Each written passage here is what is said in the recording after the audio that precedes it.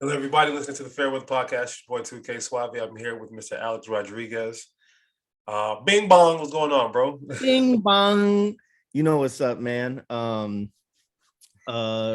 gets bragging rights today. So we made a little fun wager last week on who's gonna win between the Jets and the Eagles.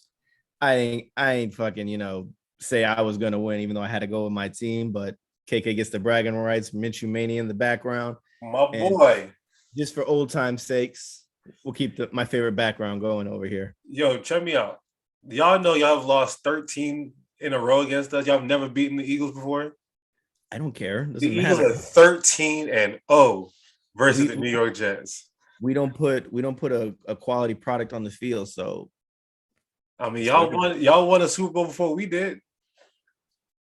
Mr. Fur Coat himself. The worst Hall of Famer. Worst ever. Hall of Famer in the history of football. But he told girl Monday Night Football that he wanted to kiss her. I don't care nothing about the game. I want to kiss you. He has one of the most iconic runs into the tunnel, though, man. And he beat Johnny United. You gotta give him props. That's a swaggy dude, though. I ain't gonna lie. He's like he gives me Ric Flair vibes. He just not as swaggy as Ric Flair. Oh, not at all. And in his heyday, he was pretty swaggy, but now he's doing AARP commercials and shit like that. So give man props when props are due. Ric Flair would never do an AARP commercial. If it ain't a Playboy commercial, nah. Definitely not. All right, so let's run down the line down for episode 47. So we're gonna discuss week 13, our pick'ems. I kind of went in getting a little bit more this week, going against the grain on some of these guys. We'll discuss why the Cardinals get no respect. Patriots are the real fucking deal. 6 and 7 seeds are up for grabs. Anybody can get these. So there's a long list of teams still that are able to make the playoffs. We'll go into that. And then KK is going to get a little segment to, vent and talk about his newfound hero behind him in Minshew Mania. NBA will go talk about who's going to have a better season heading into the new year, the Lakers or the Nets. There's a whole lot of stuff bubbling in Portland right now with the whole Dame thing, and Dame's telling everybody it's all lies, blah, blah, blah, blah, blah. We're not buying into that shit, so we'll get a little bit deeper into that. And then we'll talk about some dark horse teams that some people really aren't thinking are on the radar to make a push for higher playoff seeds or maybe even higher contentions in East and Western conferences. Then college football, your boy said it last week. I'm Nostradamus when it comes to this shit, but we'll discuss. Hold on, we'll get to that. We'll discuss playoffs, predictions, intriguing bowl games, things like that. And then for our fun segment, we'll go back to the pick'ems for week 14. So let's kick it off. Week 13 to the pick'ems. Chargers, Cincinnati. We both got that right. We knew that one was going to be easy for Justin Herbert. And they took care of business by almost double the score. So we both cover that 1 point each. The football team against the Raiders. I told you, man. Sometimes I do pick up my heart. I wasn't trying to see those excuse me. I wasn't trying to see the Washington football team be second place in the division still. So I definitely pick up my heart on that one. I don't feel bad about it. The Raiders should have won, but whatever. It was a close game, 17-15. But if I do remember the jargon on the episode, it's in Vegas. Yeah, these boys got it. They didn't got it. Something about the Raiders, what do we always say about the Raiders? Derek Carr is going to Derek Carr. He goes all the way up top and then comes plummeting right down, man. So he's showing. But Taylor Heineke, bro, I'm supposed to be sold on Taylor Heineke, bro. He's this era's Kurt Warner is what he is. He's literally. Whoa. Slow your damn roll. As far as a Disney. Don't even. As far as a Disney movie is made, not Super Bowl. Bro, you can't just jump to a Hall of Famer. Not talent. I'm saying as far as Disney movies are made. You brought up a Hall of Famer. His story, his Disney movie story. My dog won a damn Super Bowl and had the greatest show on turf. This is their Super Bowl. This is Vince Papale of like Invincible from the Eagles in 19 whatever that was. That's more like that. We didn't have any success. We weren't that good. He's more Vince Papale than this is basically a nobody coming into play. So I don't want to get too deep. Invincible. Not Kurt Warner. When Taylor Heineke gets a movie, I stand by my saying there. So Invincible got a movie on Vince Papali. Whatever, man. Disney loves that shit. They'll eat it up. Baltimore, Pittsburgh. We both got that one wrong. Baltimore dropped the ball there for us. Literally, Mark Andrews dropped the ball. Literally, that's why I said that, man. Literally. San Fran versus Seattle. Hey, man, I'm telling you, Russ is that dude, even though he's going to be out. I get the point there. New England, Buffalo. We weren't falling for that shit. Buffalo ain't real. It was a good game. Very weird game on top of that. Loved it. And the bonus, KK gets a point because he's a Philly fan. So I'm not a fan of my team, even though I support them. So 1 point goes to KK there. But yeah, it was a very interesting week 13. I think what I took away from it the most was that the Patriots are real and Mac Jones can throw 3 times and still beat him. So my biggest takeaway, I mean, that game to me, not even keeping on that game, not even Mac Jones, bro. Bill Belichick, and honestly, from this weekend, just to tie college football into it, Nick Saban and Bill Belichick, what they did this weekend, you're never gonna see 2 people like that ever again. Like they are Phil Jackson and Red Auerbach, Greg Popovich. Like they're in that. There's only like a select few people in every sport that you can just say those are the guys. Nick Saban and Bill Belichick, like that coaching guy that Bill Belichick did on Monday Night Football. I mean, I was watching that game like, dog, this is the most beautifully called game I've ever seen. And if you go back and look, you would think, okay, Buffalo had chances. Buffalo should have won that game, honestly. But leave it to Bill to not be like not have. He has so much patience that they were just gonna keep running the football. Like they didn't give a damn. We're gonna run the football. We're gonna run the football. Like we know the weather's not great. We're gonna run the football. And the funny part is their best runner, Damian Harris, went out of the game, and they still were able to run the football. We talked about Ramondre over the summer. He's slowly becoming I think they want him to be the number 1 guy. Damian Harris is just really good, but I think they want Ramondre Stevenson to be the number 1 guy. And Ramondre is a dog too. But you know how that works in the Belichick offense. It's New England. Yeah, exactly. Like they'll get their share out of Harris, and they benched Stevenson. The first 2 games of the season, one for fumbling, a missed block, but to get his head right and stuff, and that shows Bill that I can trust this kid going down the line, and he picked up right where he needed to pick up and played a good football game. He didn't get a touchdown, but he got 82 yards rushing, which isn't bad, and I mean, they just run the football. Even when Bill doesn't trust Mac Jones to throw the ball, Mac Jones gets a first down or 5 yards rushing. So listen, and I've been saying that, like if they get home field advantage, I don't see them not making it to the Super Bowl, because what you have to do when the weather, like how is a team in New England, like Buffalo? Let's think about Buffalo. Have you ever watched a home game for Buffalo where the weather was nice? The weather's always bad in Buffalo. It's either snowing, windy, raining. It's ugly. It's always ugly. How is Bill Belichick more prepared to play in Buffalo than Buffalo is prepared to play in Buffalo? That's just. And if they get home field advantage, it only gets colder in New England. It's gonna snow. It's like the snow game the Tuck Rule game that Tom Brady won his first Super Bowl with against Oakland Raiders when Oakland should have won that game. It's a snow game to them, right? That's what they do in New England. They prepare for January. Like they lose in September when it's hot. Oh, well, when it's cold in December and January, them boys don't lose. And people are so like scared to compare Mac Jones to a young Tom Brady. Look, Tom Brady in his first couple of years there was a system quarterback. He became the GOAT over time, but it wasn't like he just came out the gate slinging the rock. No, this is the exact formula that they used. And Bill Belichick is a god.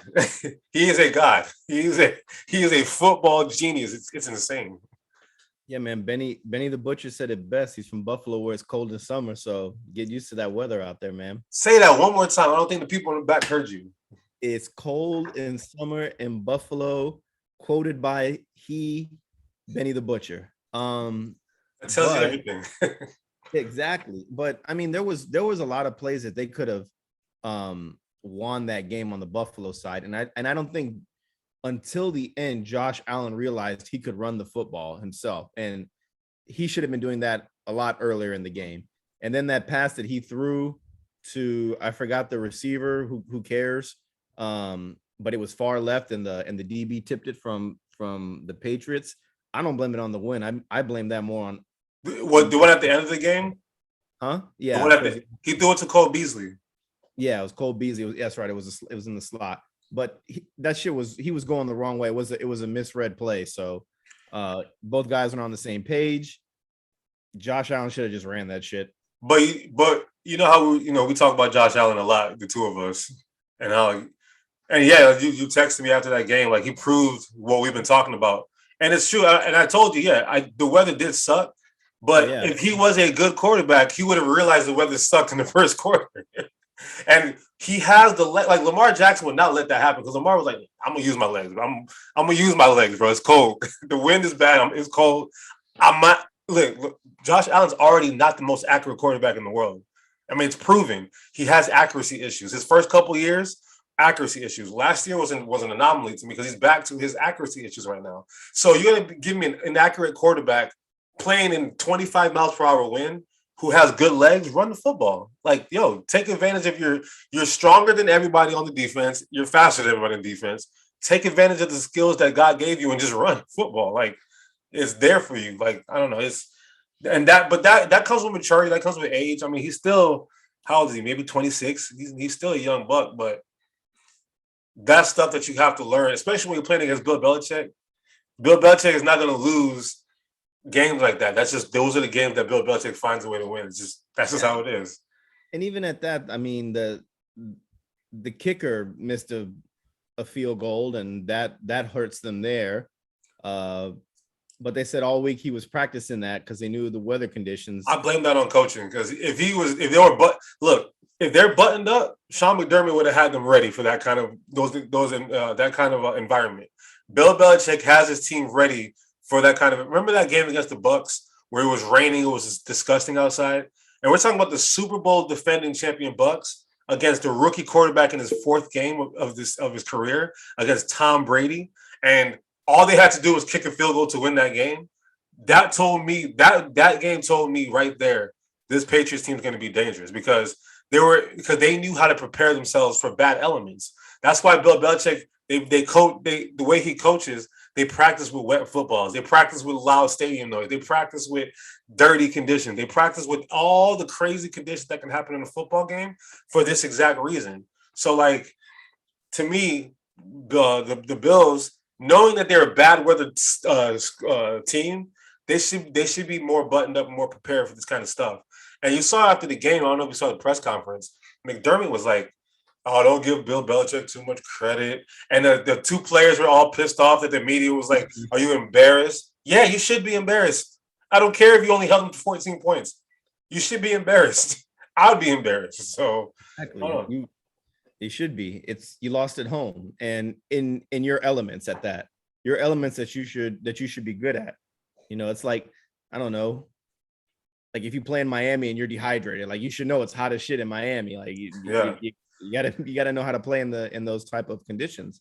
So yeah, man, I guess we're leapfrogging our first segment on the Cardinals, but we can just stick on the Patriots right now. They're a real team, man. They're definitely, in my books, one of the top 3 teams from the AFC to go to the Super Bowl. No, you still rocking with Kansas City? Oh, absolutely, man. Absolutely. Tell me what. All right. What have you seen? But if I were to pick, I would pick in the AFC Championship both of those two teams. So what have you seen from Kansas City this season to make you feel comfortable about that? Nothing. Not a damn thing. But the fact that it's Kansas City, they've been there 2 years in a row. And when playoffs come, Patrick Mahomes is a different animal, and that team is a different animal. And the defense is actually stepping up lately, even though we've been shitting on them lately. Yeah, they have been. So it's more of the offense, but I think that will figure out. And like I said this week, get Darrell Williams involved, and Darrell Williams got involved this week and saved my fantasy team because I had no running backs to go. But Darrell Williams got involved, and it shows when Darrell Williams is involved. I'm telling you, that's your key piece right there. That's the key piece for them. I know that Tyreek Hill is there. I know that Kelsey is bopping the ball. Yeah, but those are the guys. They'll pick it up. They'll get it right. But you got to get Darrell Williams involved. Super Bowl champion Darrell Williams at that. All right. Have you been watching? All right, and we love him. We love Patrick Mahomes, but have you been watching him? Yeah, he looks like there's something wrong with him. I don't know what it could be, but there's something wrong with his game. Like his game is, and could it be the Madden curse? Could it be the Madden curse that him and Brady are on the Madden cover this year? Brady's about to be the MVP, so but Brady's Brady, man. Brady's about to be the MVP. So. You got the GOAT and the claim baby GOAT. So you've got that going on right there. You've got an overshadowing player with Patrick Mahomes, and he's on the Madden cover, man. And he's fresh to this shit. So I don't know what it is. Listen, I don't know what it is. I'm just and I said it. Listen, I said it in March. I was confident in March before they even drafted Mac Jones. I said, and I pinned it on my tweet. I'm gonna say it every week until the Super Bowl. I said the Patriots will be in the Super Bowl this year because I've never seen the same thing that with Nick Saban, right? Nick Saban was always run the football and play defense, right? Then all of a sudden, let me go get Tua. Let me go get Mac Jones. Let me go get this Bryce Young. He adapted and completely changed when you didn't expect somebody of his caliber to change. Bill Belichick, what do we know about Belichick? Cheat, don't pay nobody, don't do nothing. And out of nowhere, he dropped bread. He dropped bread. And then when I saw that, I'm like, oh, he's adapted. And if you get Bill Belichick to adapt, that's a scary thing. But exactly. But that's why I'm saying that they're my close second to make it. I'm only picking Kansas City because they're 2 times been there. I'm only picking them because this team has been together for a while. But the fact that Bill spent money, and Bill didn't spend money on stupid players like, oh my God, this big name free agent is available. I'm gonna go get him. No, he went and got players that will fit his system. Judon looks great. Matthew freaking Judon. He went and got Kyle Van Noy again, he was a savage 1 year in Miami, and he just went back to the Patriots. He's a savage again. Double tight end. Exactly, double tight end combo. Hunter Henry, I don't think even made a catch. Didn't need to. He was blocking his ass off. Didn't need to, exactly. And you draft a quarterback who's young, who's coming from a system that's the same as the Patriots system, and all you got to do is teach him, hey man, in my best Bill Belichick impression, hey man, we used to have Tom Brady here, and this is how he played. Do you want to be like Tom? Do you want to be successful? Exactly. Plain and simple. You're going to throw 3 times in this game, but you're going to win. And people will look at that and say, wow, that's a coachable kid. That's a kid that wants to win. That's a kid I want on my team. That's a kid I kind of want to come play for. This is where I want to be in New England. And carbon copy all over again. The contrary to that, and why I love Mac Jones so much. If Cleveland asked Baker Mayfield to handle with Nick Chubb, with Kareem Hunt, with Ernest Johnson, if they said, hey, Baker, I just need you to hand the ball off 3 times today and don't throw the ball, you think he would be happy to do that? No, absolutely not. Like, it takes a special kid like a Mac Jones to be like he was smiling the whole game. Like, he was like enjoying himself, bro. I mean, that's a leader. And he's a kid, bro. He's a kid. He's a rookie. He's playing in his first ever season and can't tell. I bet you he was happy because he's like, holy shit, Bill was right. We're gonna win this fucking game by just handing the ball off. Bro, that's insane. When you're that young and you're that bought into the system already, like, you don't have to be coached to do that. Like, you just get it. Like, that they called Cam Newton, what was it, like on a Thursday or something? Like, yo, Cam, look, bro. We got our guy, man. We don't really need you, bro. So I mean, you could be the backup, but you're gonna be a distraction. So bye. And they figured that out in August. They got their guy already. And that's so rare to see stuff like that. Like, you look at all the other rookie situations, that whole Zach Wilson thing, no offense. I mean, I'm taken. I said I didn't want that. I'm a little concerned about it. What's his name? Justin Fields in and out the lineup. It's just annoying. Over in San Fran, it's annoying. Who else is there? And then Trevor Lawrence is struggling. So, but the difference between those teams is Mac Jones is coming into a tailor-made team already. That team is already tailor-made to him. San Fran technically is pretty tailor-made too. San Fran is pretty, but once again, it's just Trey Lance isn't the starter yet. Trey Lance isn't the starter. Once he leapfrogs Garoppolo, then we can see what happens there. But they're tailor-made to it, but Trey Lance isn't starting. But the Jaguars, they're a shit show. They just go after an intriguing free agent and put him in a group of a bunch of trash. Yeah. Look at Marvin Jones. We were making fun of ourselves for dropping him at the beginning of the season. Now, I haven't heard his name in like 10 weeks. Look, Quan Treadwell is become the number one now. That guy hasn't proven anything to anybody since he was a first-round bust. And crazy enough that you knew that because I haven't paid attention to it. And I love Trevor Lawrence coming out. I was a huge Trevor fan in college. But that team is kind of hard to watch. I got no beef with Trevor. I think Trevor's got the talent. I don't think he has the Andrew Luck talent that you think he has. I think he does. I think he has talent, but you got to get him a good O-line. You got to get him a lot of toys on offense.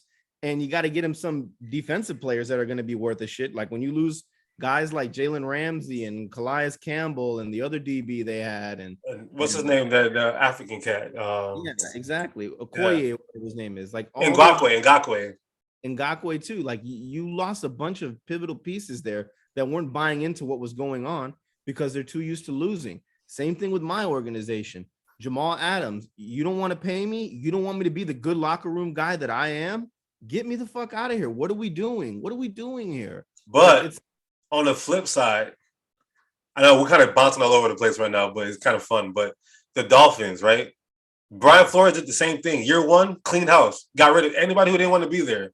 He won 11 games his first, or 10 games his first year. Was it 10 or 11 games his first year? And this on the climb. 5-game winning streak now. And that team is bought in. Like they completely bought into what he wants. Tua's looking like a first-round quarterback again. I've been telling you, man, there's nothing wrong with fucking Tua, man. It's just you have to have confidence in these kids. Yeah. Like, I think that's important. That was very important for that. That's it's like you have to have confidence in them. And once they have a bad game and the team is like, oh, you know, we might be looking another route and things like you just wasted a number 3 overall pick. That's my tiff with Sam Darnold. That is my biggest tiff. It's not that I love Sam Darnold. It's that Sam Darnold is a 3rd overall pick. Okay. We wasted that 3rd overall pick when it just like you think of your Jalen Reagor pick. That could have been Justin Jefferson. Oh my God. It hurts to hear that. Just like my pick could have been somebody else. Okay.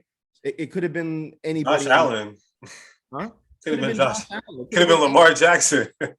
but it shows a team that's patient with their players, and it shows a team that will go and get the things necessary. What do you need to succeed, Tua? Get me Waddle. Him and Waddle have great rapport, just like Burrow and Chase have rapport. So Mac Jones coming to the Patriots is an already tailor-made win offense. They were bad last year because most of those players opted out for COVID.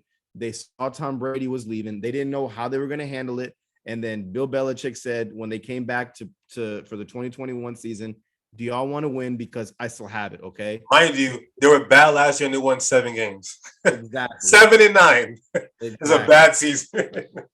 but they came back. He brought back the band together. He got some new band members, and they're doing it right. And Mac Jones, like you said, he's coming. We said that he's coming from an Alabama team that's put together like the Patriots, and you just like. They're like an NFL ready team already. Like you're going to get your first dose of what it's like being in the pros going to Alabama because Nick Saban doesn't put up with that shit. And oh God, we'll get to it in a little bit, but the rat poison tastes good over there, man. I like that quote. I really like that quote. Good. I was so happy to hear that shit. I was like, you can't sleep on them. I know. Those kids have a different work ethic. I don't give a shit what defense Georgia looks like.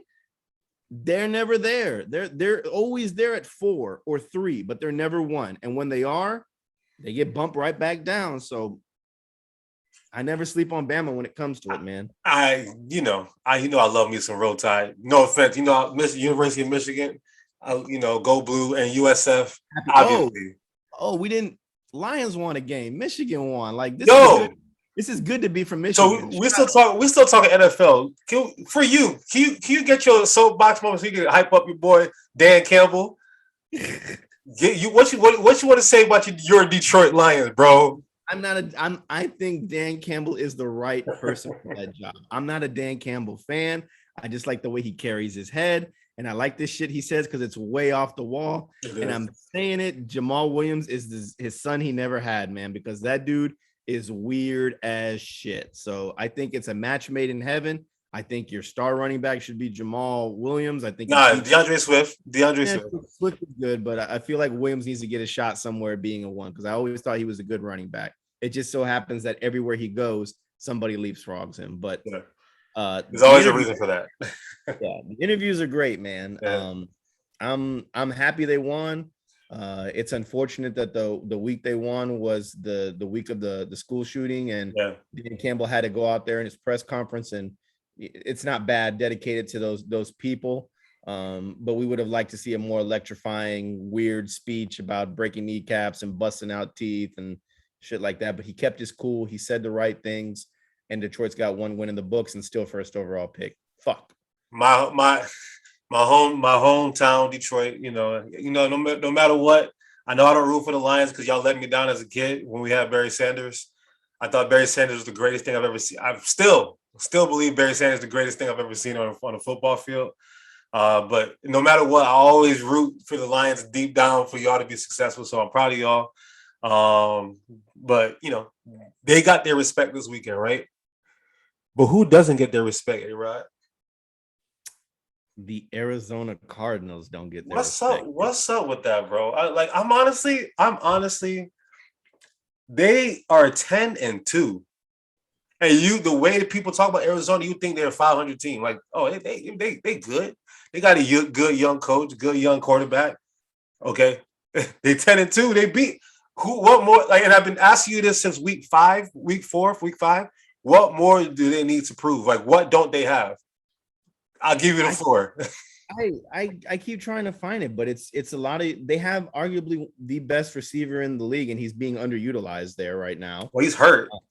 He's hurt, but he's been back. I mean, listen, hamstring issues. We've seen it with Chris Paul. We've seen it with a lot of people. Hamstring issues are the worst injuries to have as an athlete. So they are, but he's still getting his 32 yards a game and a touchdown. So keep doing that, DeAndre, because you're on the fantasy.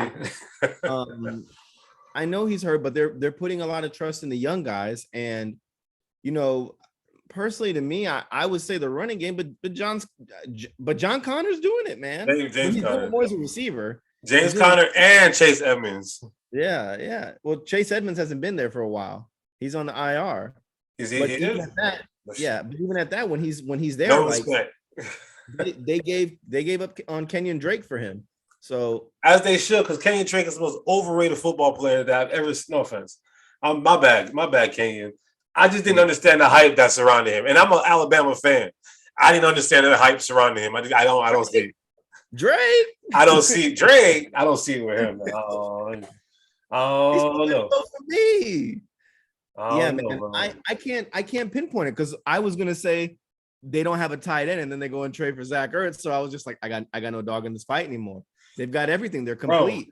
Bro, look at that roster. First of all, Kyler Murray is a very special football player. At his height, like I don't want to say he's like Drew Brees because they're both short, and they don't play the same, obviously, but he's very electric and he's got to get his injuries in check. So he's got to take care of himself. That's the big thing, but he's a special talent, right? But even when he wasn't there, they're winning with Colt freaking McCoy. Colt McCoy was at the University of Texas, I felt like 20 years ago. Like, how is he still in the NFL? And they win with Colt McCoy. They got great receivers. Christian Kirk, obviously, DeAndre Hopkins, AJ Green, Rondell Moore. They have a good running game. Because I know when he was with Pittsburgh, Connor wasn't really – he had a good season and a half, but he wasn't utilized. But that offensive line was terrible, and they didn't know how to run the ball. They just throw it 60 times. So one man's trash is another man's treasure. They fell on James Conner. Great. The defense what they look good. The whole. I think they don't get respect. I think. You go. If let's say Tampa was 10-2, right? We would be hearing nothing but Tampa, right? If the Packers were 10-2, we'd be hearing Aaron Rodgers, Packers. in my opinion, it's because they're new. They're very new to this because they've always been in the middle or towards the bottom every time. You know, this reminds me of. So when the Eagles, I know, I'm coming as an Eagles fan. Shout out to Garnett Minshew. Back in 2017, whatever, 2018, 2017, whatever, where we went on to win the Super Bowl that year, I felt like the whole year we weren't really getting our just due because it was new. It was like, okay, whatever. Like they don't, because we've won the NFC East a lot of times. In the last 21 years, we've won the NFC East, I think 10, 11 times. Like so we're the most in the whole division. We've been to the NFC Championship game like 6 or 7 times in the last 20 years, right? Wake up. Anyway, Arizona, for whatever reason, is getting that same treatment, like, okay, whatever. But they have no holes in their game. Like, they have no holes. And I feel like, they just, and if we look at the NFC, and the NFC is a very complicated mess at the top with those top 5 teams. But let's say they get that first round bye, right? The Cowboys got to play somebody tough. The Bucks got to play somebody tough. The Packers got to play somebody tough. And the Cardinals are going to be chilling, right? Then after they're getting battered up, they get the lowest seed in the second round. It's a home game. So they have an opportunity to get a home game on the West Coast in their elements, in their division, in their dome against one of these teams that have had to play a wild card game and a divisional game. Like, to me, we can't just sit here and just act like when the Eagles made it to the Super Bowl, we got a home game in an NFC Championship game, and we blew out Minnesota 38-7. 38-7. Like, I don't know, man. I don't know what more they need to prove, but you better pray they don't play that bad man. That's all I'm saying. You better that bad man. Remember, they should have beat that bad man on Thursday Night Football. Had what's his name? AJ Green turned around for the football. Doesn't matter, man. That's all I can. Bad man. The bad man's only been to one Super Bowl. I got a good comparison. Let's stay in the same state. I compare the Arizona Cardinals to the Phoenix Suns. That's exactly who I compare them to. Who made it to the NBA Finals? Exactly. So find a hole on that team. There is no holes on that team. None. They all play well together. No holes. Kyler Murray is the exact same thing as Devin Booker, because in the NBA, all you hear is LeBron, Kevin Durant, James Harden, Kyrie Irving, who hasn't played a single fucking game this year, Giannis, all those guys, but you never ever like Steph Curry, and then Devin Booker when he's on TV, like, oh my God, Devin Booker's like one of the greatest. But remember, all those players you mentioned, deservedly so. I mean, they have earned their keep. Absolutely. But I will say, just to be random, Devin Booker, I've been talking about Devin Booker since college. When I saw and Kyler Murray, he won the Heisman. Yeah. So it's not like he's trash. We know he's good. They just gotta show me something, right? So, and all those guys you just mentioned, they've showed you something. They've all won championships. So he's got, and Kyler Murray is not, he hasn't had that magical playoff run yet. So, and I understand, like, when you look at it, the teams that we are paying attention to, Aaron Rodgers, Super Bowl champion, Tom Brady, greatest of all time, Bill Belichick. Who else are we paying attention to? The Rams. Look, they've been to the Super Bowl in the last couple of years. And that year that they made it to the Super Bowl, it's not like people were all over the Rams that year either. But now, okay, they've been there. We know Sean McVay can do it. They got Matthew Stafford now. They got OBJ. So maybe they can. So they got a big one coming up, though. Yeah. They got the test of time will be for the Cardinals, if they're the real deal, is the rest of the games they have going on, because they got 2 divisional games, one in the Rams, and I think another in the 49ers again. And like I keep saying, doesn't matter if it's the Seahawks they play. I'm telling you, man, that's the toughest division. Seahawks is tough. That's a tough game. Russ is out. We all know that. We'll talk about Russ another episode. Russ is going to be out, but Russ still likes to play. He wants his value to be up there, man. He wants teams to see that he still got it and that he's not washed. You don't think Russ will be like Dame and be like, I'm gonna just be loyal? That Northwest fans are loyal. Like, they are great fans. They are, but you keep telling me like he wants out. Because he gave a list of teams he wanted to go to. He did, but I believe Russ wants to stay there, and I believe, like, why would you want to leave that offense minus the running back? You know what I would do if I'm the owner of the Seahawks? I'm gonna look. What's his name? Pete Carroll. Bro, you are one of the greatest coaches of all time. You're a Hall of Famer. Great at USC, great here. But bro, it's time. My boy Russ, we need him here, and we need to give him like look at what Cliff Kingsbury's done for Arizona, right? Like a young mind that's just adapt who's with the times, right? Sean McVay for the Rams, Matt LaFleur for the Packers. Like I know the good coaches in the NFL are still Andy Reid, Bill Belichick, Mike Tomlin, like the old guard, right? Carroll too. He's still a great coach. It's just he's a good coach, but I think he's past his time. There's a lot of injury. I do agree he's the oldest coach in the league, so he's coming out of his time. But what I would if the Seahawks are smart to keep Russ, you make him involved in things, and I think they would. You don't handle this like you did the Aaron Rodgers thing, and you definitely have to hire the right guy. But I would keep Pete Carroll around as like part of the staff upstairs or something like that. Like what Boston did with what's his name? Exactly. That, yeah. But this would this be a great opportunity for. And if they pass him over one more fucking year, I'm gonna go nuts. As Bieniemy should be the head coach of the Seahawks. Listen. I would have agreed with you last year, but this year the Chiefs' offense has been atrocious, so it's hard to justify that now.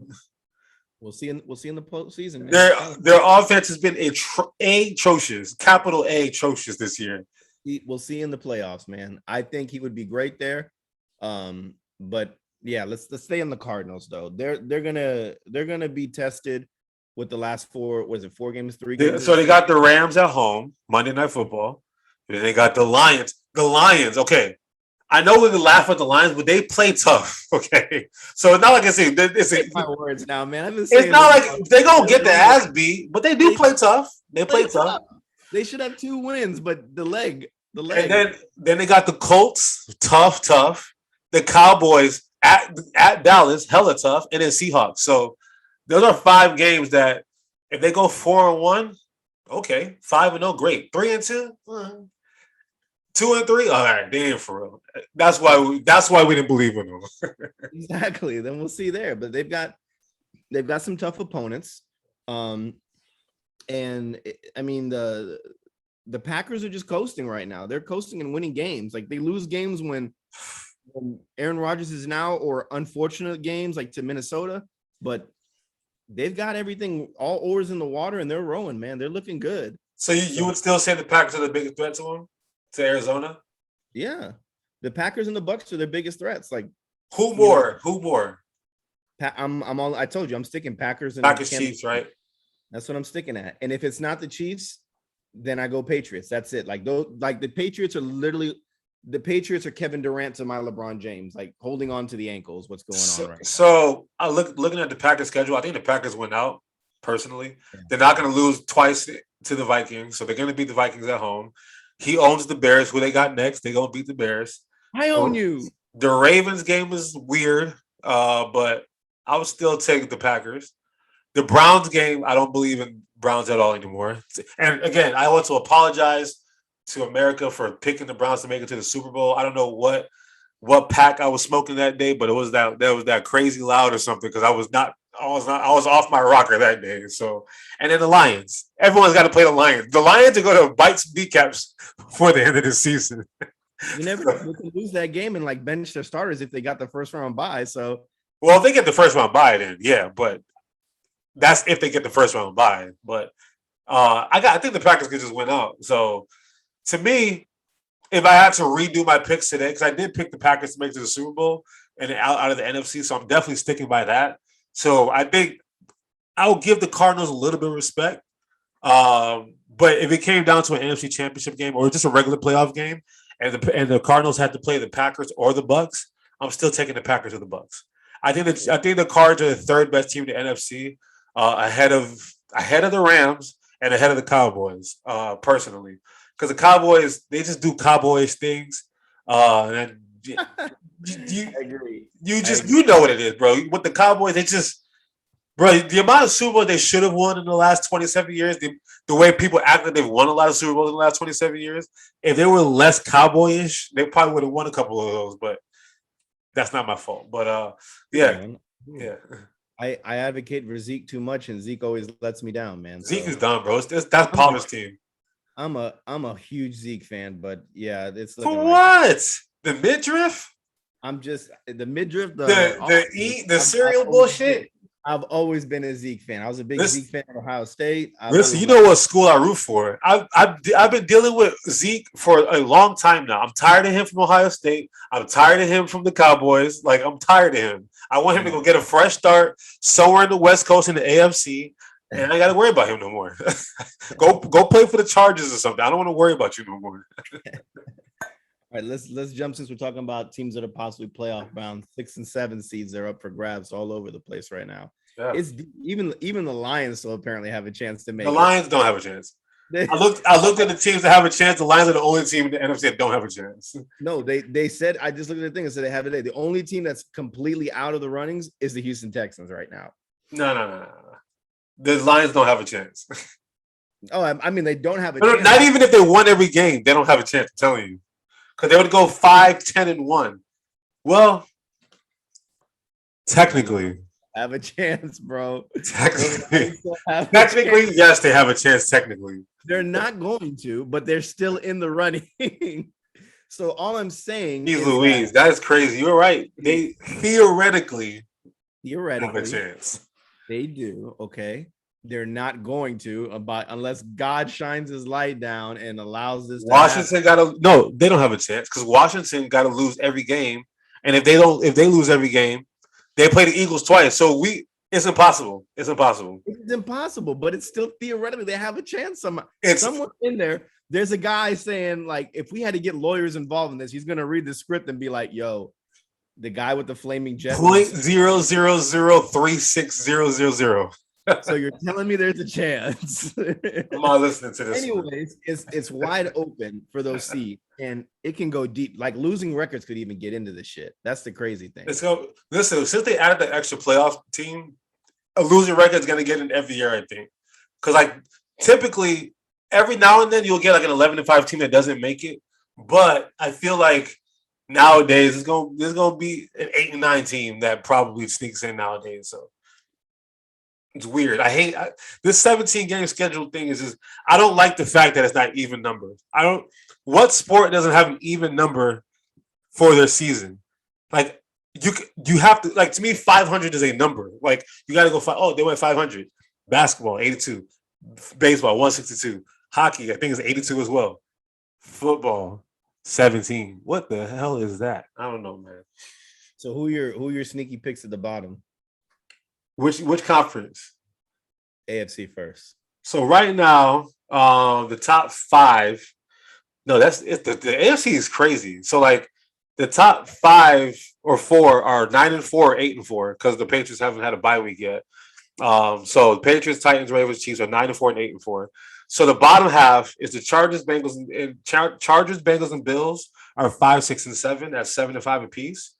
The Steelers are 6, 5, and 1. That tie that's my sneaky team. That freaking tie is gonna come back and bite them in the ass, though. That's why I can't put them as my sneaky team, because it always happens. That tie is the reason why you don't make it or why you do make it. We made the playoffs one year because we got the tie, but the tie was against the Lions, so I don't know.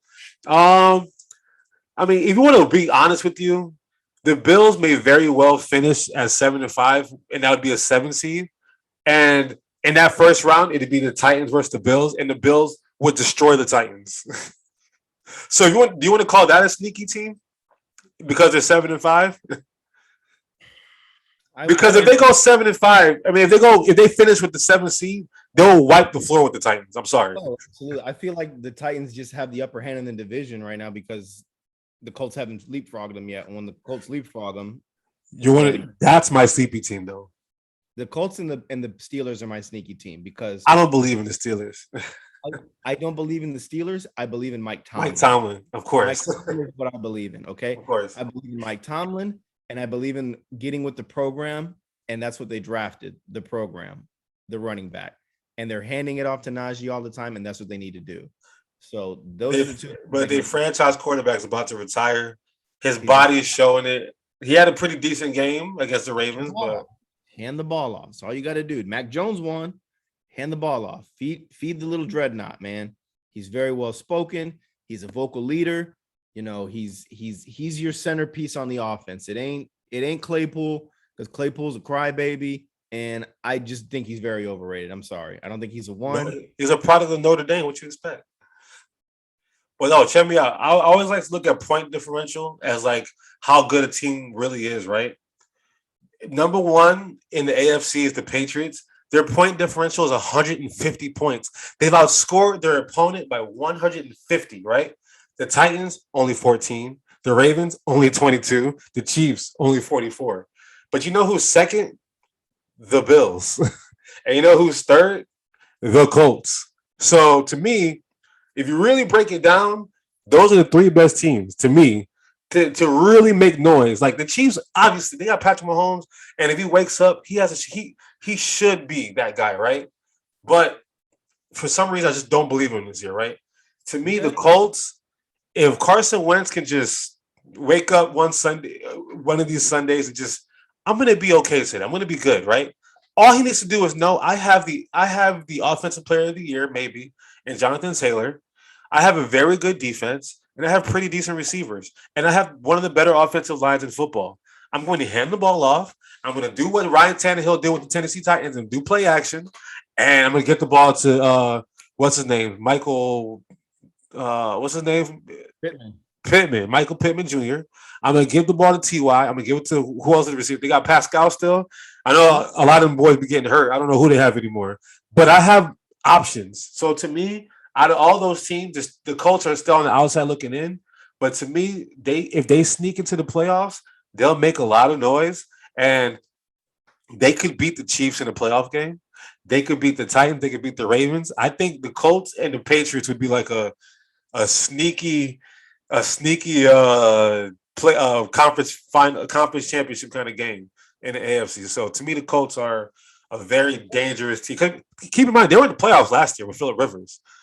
They just had a bad start to the season. So they had a bad start to the season. They have a good defense. They're like Buffalo to me, except they have a run game. And the receivers aren't as good Well, how are they like Buffalo then? They don't compare to at all. If we swap like so Buffalo's running game sucks, but Indy's running game is good. Buffalo's receivers are good. Indy's receivers are whatever, except for Pittman probably. And then the quarterbacks, I mean, I think Josh Allen is obviously they're very similar. They're similar. Wyoming, North Dakota State, running, they use their legs really well, strong, good arm. Similar in that. Inaccurate. And the defense, I told you on one of the segments in the beginning, I feel like both teams are carbon copy of each other. But I think in a weird way, yeah. But I think the Colts have a better advantage because they play in a weaker division, so they're gonna definitely do that. And you have to take advantage of that with Derrick Henry out. I do think the Titans are eventually gonna start falling. I don't know when it's gonna happen, but I don't know how they're holding on for dear life. But at some point, the Titans are gonna fall, I think. And the Colts, if the Colts win a division, they get a home game to start in the playoffs. You win your division, you get a home game, man. That'll be great for Indianapolis.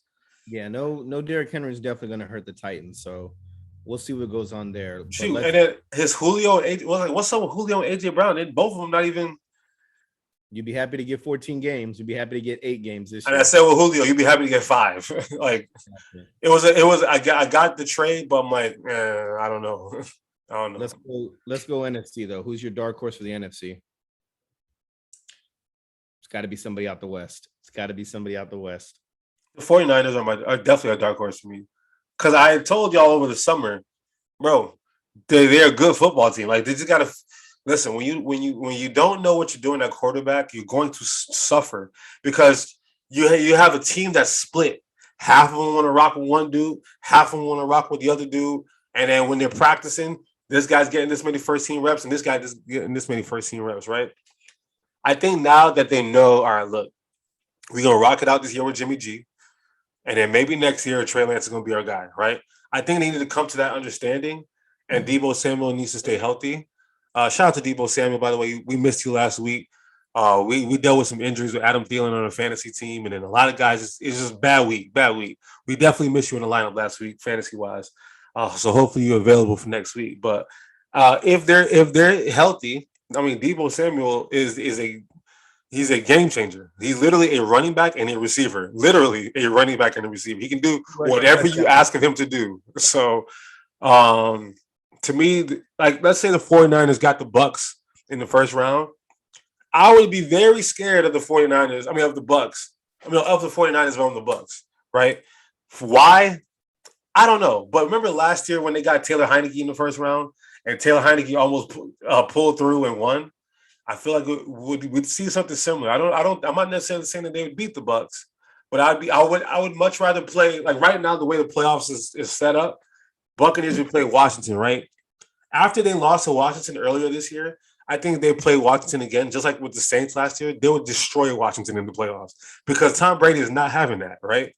But the 49ers, that's a weird opponent to have to play because remember a couple years ago when they made it to the Super Bowl, they played against Aaron Rodgers in that conference championship game. They destroyed Aaron Rodgers with Jimmy G. It was like 38-8 or something like that. It was disgusting. And all they did was run the football like Bill Belichick does. They just ran the hell out of the football. So, to me, the 49ers are the most dangerous out of those bottom teams. Washington, I'm going to say, I don't give a damn how many games they win in a row. I don't believe it.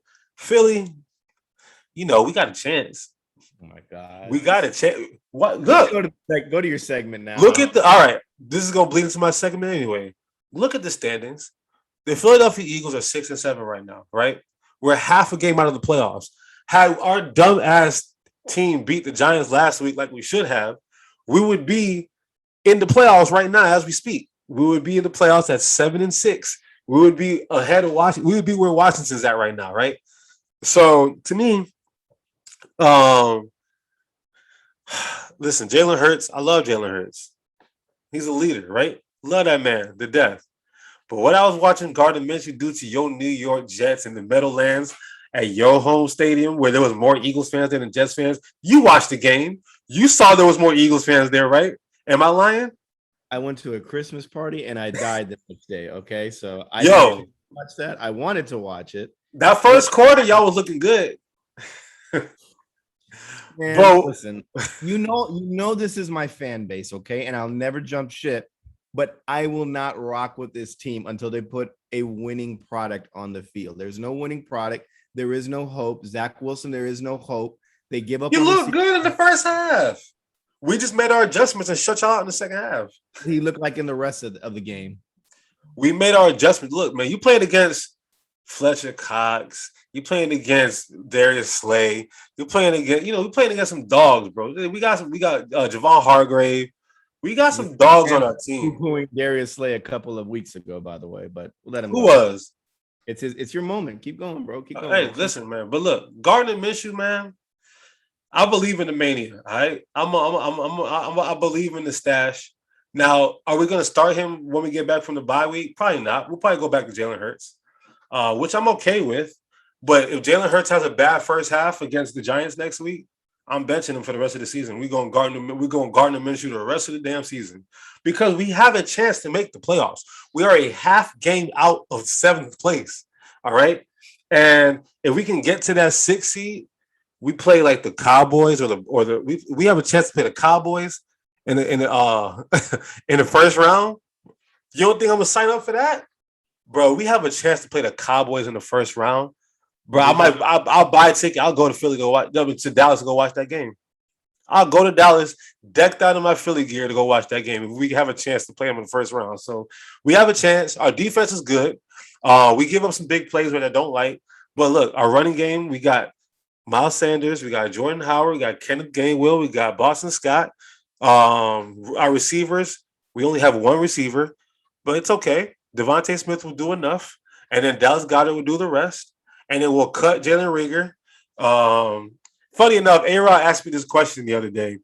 Who would I much rather get rid of? Ben Simmons or Jalen Reagor? Guys, we drafted Jalen Reagor over Justin Jefferson, the offensive player of the month. The rookie of the year. What more do I need to say? The top 5 already, maybe top 10, definitely top 10. Top 7 for sure, in my opinion. We drafted Jalen Reagor over him. So we won't make the playoffs because of Jalen Reagor because we don't deserve to. But if we do, we got a chance. But to answer the original question, the 49ers have the best opportunity. They shouldn't have lost that game to the Seahawks, but it is the Seahawks still. The 49ers have the best chance to make some noise against those top seeds in the NFC. I agree. That was the same team I was going to say too. So also, and sorry, really quick. Let's say like the 49ers draw, they get the Rams or something in the first round, right? Divisional opponent. That's going to be a tough game. Then let's say the next game they get the Cardinals, divisional opponent. That'd be a tough game. Then let's say they get the Packers, who they owned before, and they should have almost beat them this year, or the Bucks, who would be a weird game. So the 49ers are a very dangerous sleeping giant. They just got to be healthy. Debo for sure needs to be healthy for that to come to fruition for that team. I agree. I agree. All right, let's switch over. Let's go NBA talk now. So we always say the NBA season doesn't start till after Christmas, and two teams that everyone says is going to be in the finals, one starting off kind of slow, but waking up, and the other one's playing without one of their biggest stars. They're playing so-so, I would say. They're first in the East. Are they first in the East now? They're 17-7. Okay. First in the East. They're playing as well as they should be playing with the two superstars that they have. Okay. Who of the two is going to be in good hands once Christmas Day is done? Because they do play each other on Christmas. So we're going to see who's, at that point, who's trending in the right direction heading into that game, 3 weeks from now? I mean, it's easy to say Brooklyn is, right? They got Kevin Durant, he's playing like the best player. Well, Steph Curry got something to say about that. Huh? Leading the league in points, Kevin Durant. He's playing like an MVP. Steph, like I said, Steph got something to say about it, but he's playing like an MVP. James Harden's starting to figure it out, with the rule changes. I guess the ball was an issue for him, and now he's figuring out how to shoot the basketball, how to still get to the free throw line, how to get close with triple doubles. Get 30 points in the first quarter against the Knicks. I know. Crazy. You've seen it firsthand. To me, the thing about Brooklyn is that they might have to rely too heavily on Kevin Durant and James Harden because, they got Patty Mills. Patty Mills is a clutch signing. Patty Mills when I saw her, and not gonna lie, I remember when that signing happened, I was actually pissed off. I was like, damn, they got Patty. Patty Mills is a very good signing. And you come from that Greg Popovich system, you're gonna be solid. It's like we're talking about with Bill Belichick and Nick Saban. You come from certain systems, you solid, bro. You understand the assignment, basically, right? And so he will be a good if Kyrie is not able to play at all. He'll be a good third guy, and then we're still waiting on Joe Harris to come back from injury. So I think once Joe Harris is back, they got Patty Mills, LaMarcus Aldridge. They'll still be the best team in the East. But when it comes to the playoffs, they can still get got by Milwaukee, in my opinion. Miami is not healthy right now, but they can still get got by Miami if they were fully healthy, and they can still get got by Chicago, right? I look at the West, I look at LA, right? I feel like we do as fans, we are prisoner of the moments, and we do jump so quickly. We do jump so quickly on teams if it's not working out. Like you go 0-1 in the season, oh my God, the walls are falling, right? The ceiling is falling, the sky is falling. And we tend to do that, right? Unless you're the Jets, I already know. Unless you're the Jets. But we do the same thing on the other aspect, like your New York Knicks. Y'all went 1-0. Bing bong! Y'all was the Knicks. Y'all was going crazy over 1-0. My cousin texted me.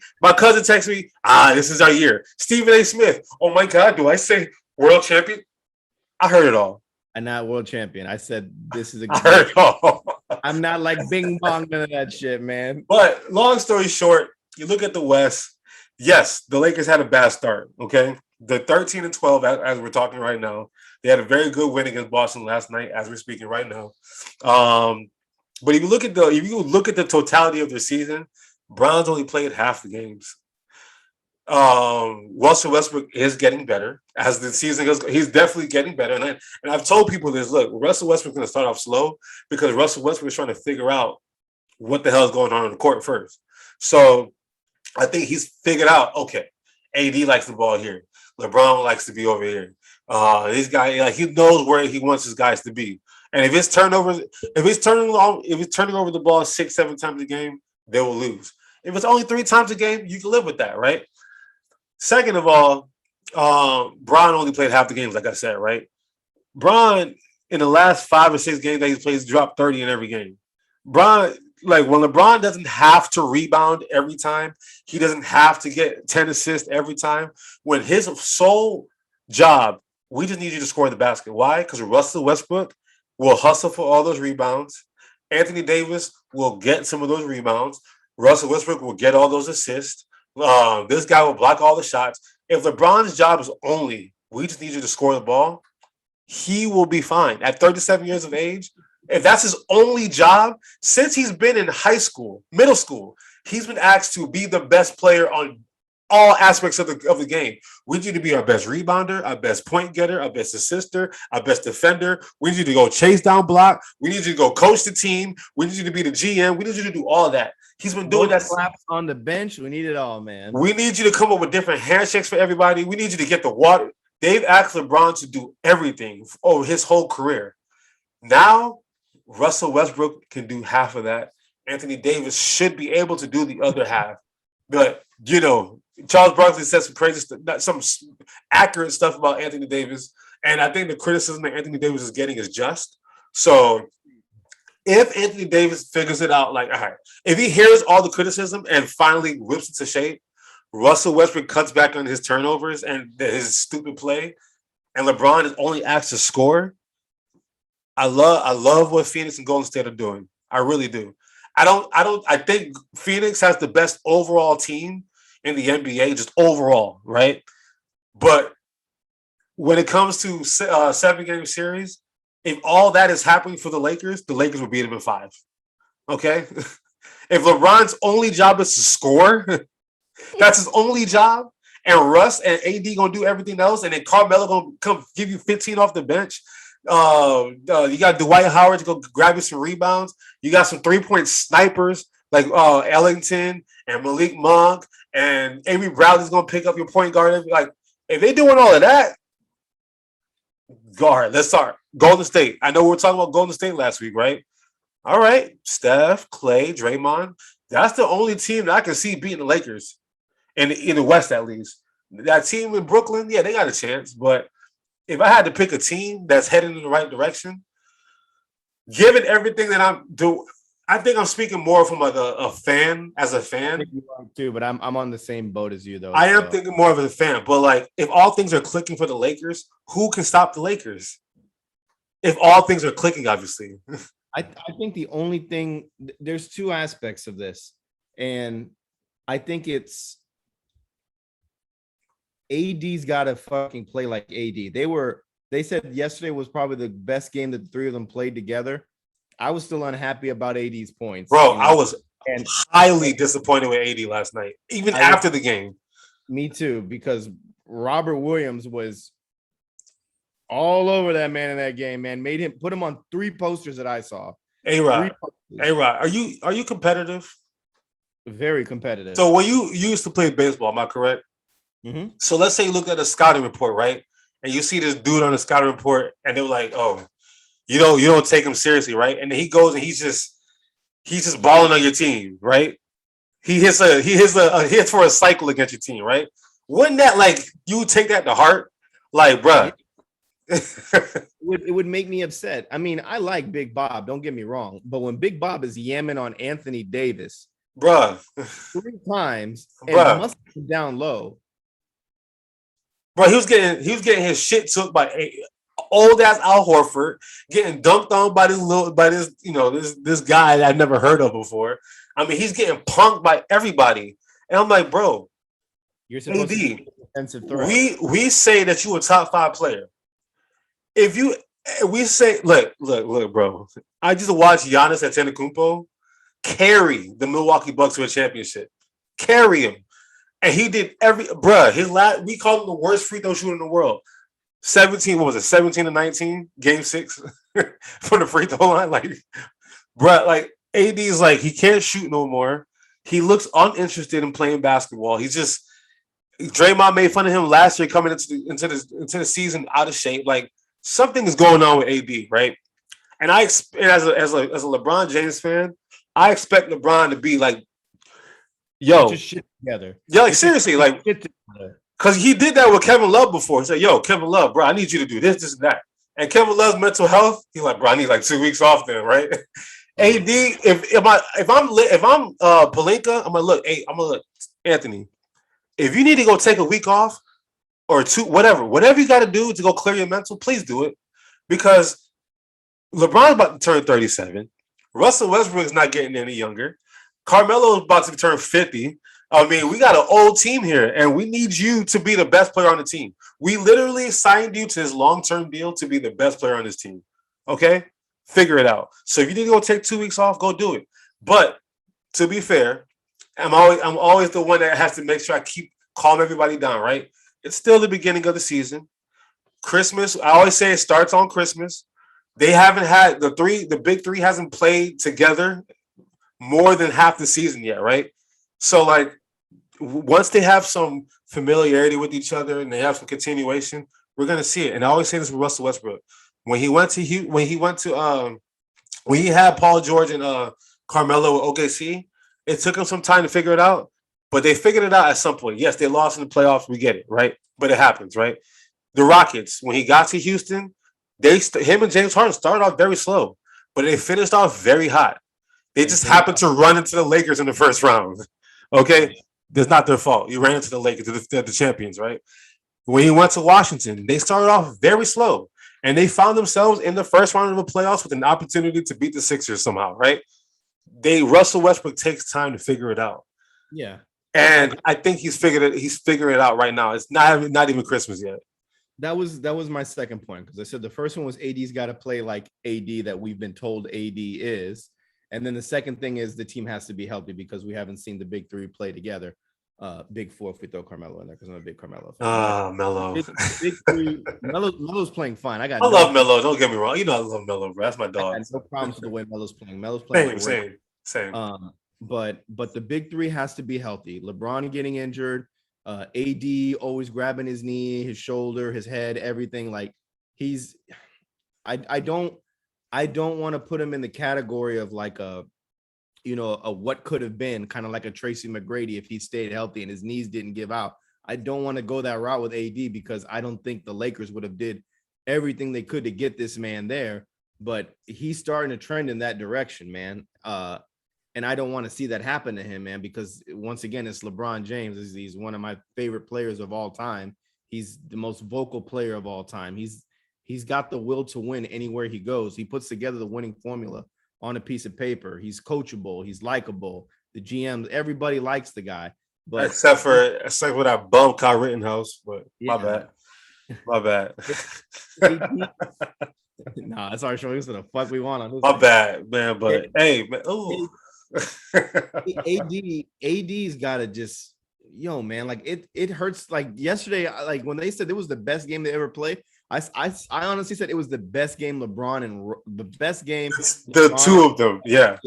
Like I'm not taking away that AD got 16 rebounds. He probably could have got 30 if he actually wanted to, and he probably could have got 20 something points if he boxed out. But like he doesn't box out. That money. If Giannis and AD swapped last night, Giannis would have 40 and 20. And they still would have 30. And he would have not been dunked on by nobody. Who the hell in their right mind is trying to dunk on Giannis? Giannis is meeting you at the rim. Giannis is meeting you at the rim, and he's going to come back and dunk on you 6 times. I've never seen AD getting dunked on like this, though. Like, AD was always meeting at the rim. Yeah, I don't know what's going on. Something has to be. I honestly think that he's still probably out of shape or something, because his motor it's either something mental or his body is just not right. And he doesn't trust his body, right? He needs to like stop with the dreads, stop with the braids, go back to the low cut and go with the little fucking moon part in that shit, and let's get the AD that we had back. You know what's happening? Huh? It's that Kyle Kuzma effect. When AD was in New Orleans, he played his ass off every night because he had to. He was working his ass off. You know what I'm saying? Because he had to. You get to the bright lights of LA. J-Lo's over there looking gorgeous as usual. You know, you might get Adele, you might get Halle Berry, you might get Beyonce and Jigga. The stars are there to come see y'all, right? I mean, shoot, LeBron's son, Bronny, was playing at Staples Crypto.com, whatever it is. Have a name right now. Arena. And LeBron's son, they have Floyd Mayweather. He had Jamie Foxx. You got Denzel. You getting celebrities show up to your game. And sometimes you just want to put on the show. You don't want to play basketball. You be like, let me get my hair right. You know what I'm saying? Like Kyle Kuzma, let me get this blonde. Let me do this. Let me do that. And I think AD's falling in that same trap. You know, like if AD played for the Clippers, he'd probably be better. Why? Because the lights ain't that bright with the Clippers. You get what's his name? Right.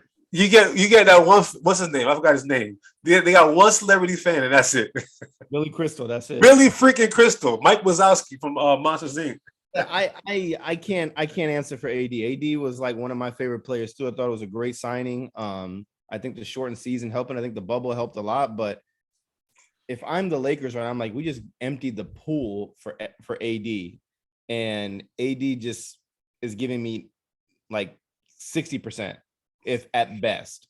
So, bro, I'll be on the phone with Milwaukee. I'm like, yo, what's up with Giannis, huh? He dropped the phone. He dropped the phone. This is prank call. Drop the phone. All right, let's transition to another player who's we don't know if he wants in or out or whatever, but there's rumblings in Portland. A lot of dysfunction going on there with the GM. Now CJ McCollum has a collapsed lung. There's rumors that Dame said he would love to play with Ben Simmons, which I'm sure you got really excited hearing that. But now we ain't getting CJ back in the deal. Then what's the point?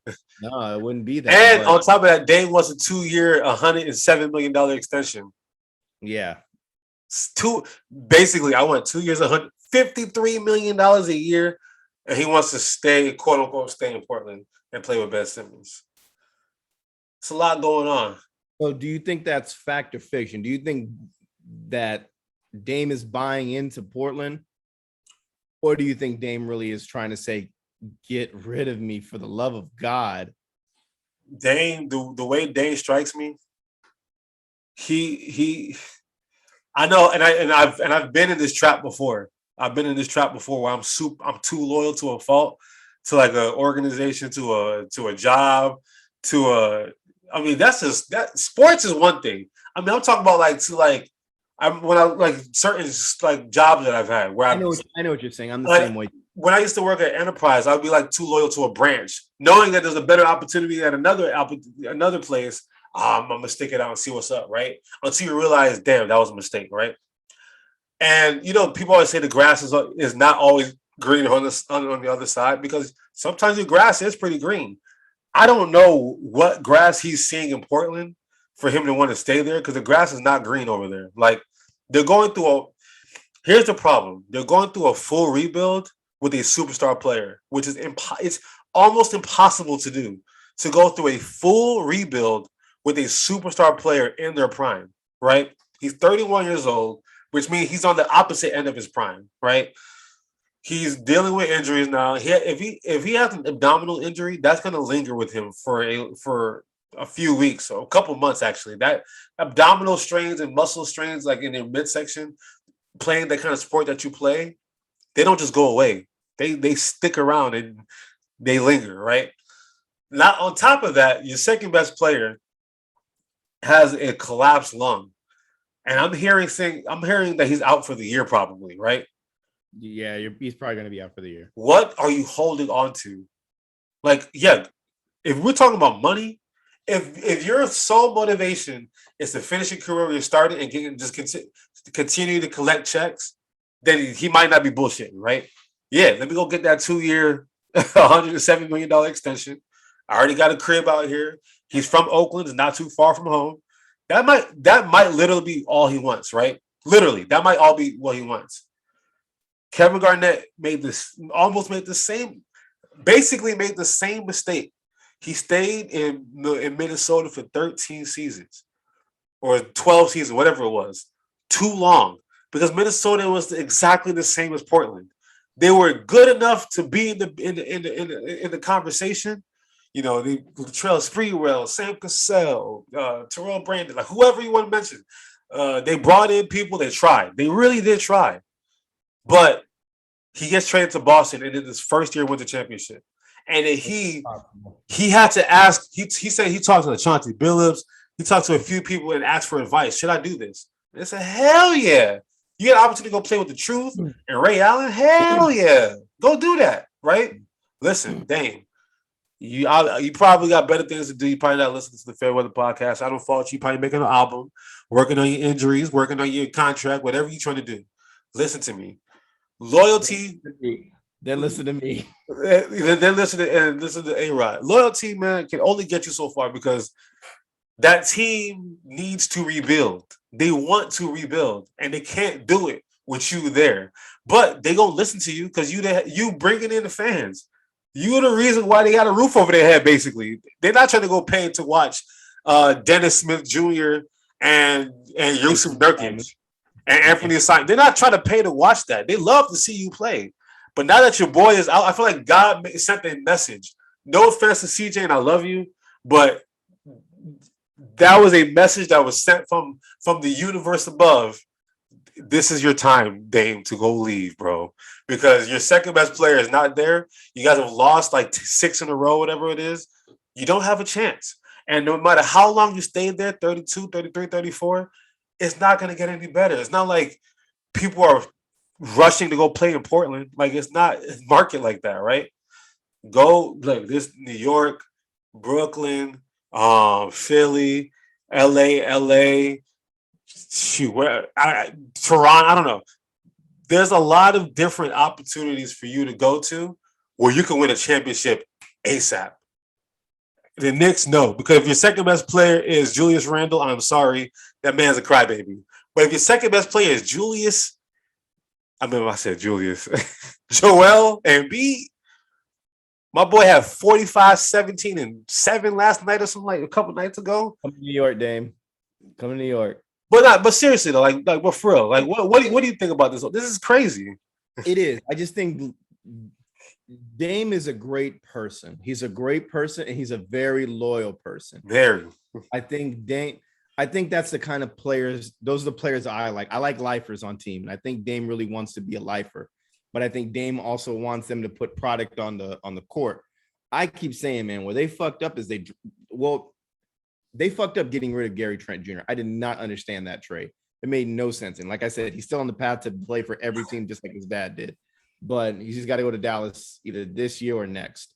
But he's got to be vocal with them, because I don't feel like Dame is like very vocal about things. I feel like Dame's just like, oh, y'all gonna go get somebody? Oh, word? All right, cool. And just make sure he's good. And then like Dame goes and does Dame things. That's what he strikes me as, that kind of person. Yeah, but like Dame is the kind of guy that he's like, I don't need to be in the front office. I have faith in the front office because they have faith in me. So they should be putting a product onto the court. And historically, Portland drafts well and puts good product on, or they sign players at the right time or acquire them at the right time so they butt into those roles. But they never go out and make like a big splash to get a big trade for somebody. I think the biggest thing they got was a Carmelo Anthony, but they gave him a chance that he needed, and he showed. But let's be honest, Carmelo wants to win. Everybody knows that Carmelo is probably one of the greatest players of all time. He's on his Dan Marino chase right now, trying to win the ship, and he'll do wherever he's got to do it at. And I'm glad he did it with the Lakers. But they're loyal to Dame because Dame is going to put fans in the seats. And once Dame is gone, there's no, like, Norman Powell doesn't do anything for me. Nurkic doesn't do a fucking thing for me. CJ McCollum's going to be like, yep, it's looking like I got to go too soon. So let's get this lung fixed and send me to Indiana or some shit. Like, Dame, if you want to be a lifer, like, I'm cool with that if he wants to be a lifer there. I think. Yeah, it's okay. It's okay if that's what you want. what it tells me, and I don't have a problem with it, is that Dame doesn't care about winning. Dame cares more about a community at that and building a franchise and being the best player of that franchise, overtaking players like Clyde Drexler, overshadowing players like Bill Walton, overshadowing players like, the Rasheed Wallaces and all those guys. Well, you already better than Sam Bowie, so.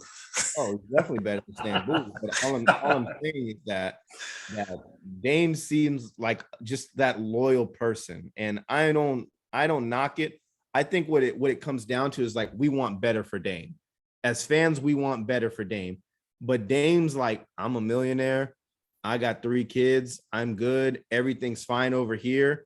If it comes, it comes. If it doesn't, I'm playing what I have to do with not a lot of pressure in my state. Because we know if he goes to LA or he goes to Golden State or he goes to a big market team and he doesn't fit the mold there, it's all going to come crashing down on him. And everyone's going to be very, very hard on Dame. But Dame, it's so sweet when everybody's high on the Rockets or high on the Clippers and Dame hits that 3 and sends them packing, because that's what Dame does, man. And you have to respect it. Like, you have to. Like, we grew up in an era where, I mean, like, for me, I didn't mind Iverson going to Denver because I like Carmelo Anthony. But, like, for a while, I'm like, man, I'm happy that he played for the Sixers. Like, that was, like, to me, he is Philadelphia, right? Like, you think of Michael Jordan. He played for Washington. Who cares? He is Chicago. And I think, by the way, huh? He was like the president of basketball operations for Washington and the player. Like, you look at certain players, like, all right, he is so-and-so, right?